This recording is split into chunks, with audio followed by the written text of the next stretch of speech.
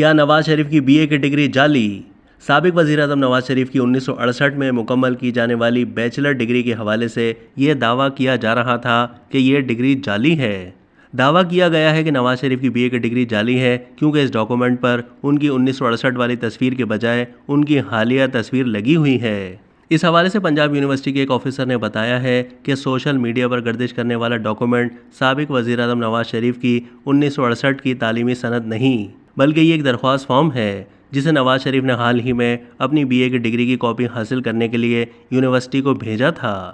Officer نے اس معاملے کی حساسیت کی وجہ سے اپنا نام ظاہر نہ کرنے کی شرط پر نواز شریف کی طرف سے 7 جون کو بھیجی گئی درخواست کی اصل کاپی بھی شیئر کی، جس کے اگلے ہی روز نواز شریف کو ایک ڈپلیکیٹ بیچلر ڈگری جاری کر دی گئی۔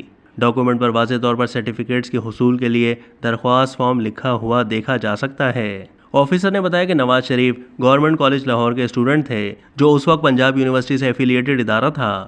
یہ پرانی بات ہے، تب یونیورسٹی صرف ایک ہوتی تھی، یعنی پنجاب یونیورسٹی۔ ڈگریاں بھی پنجاب یونیورسٹی ہی جاری کرتی تھی۔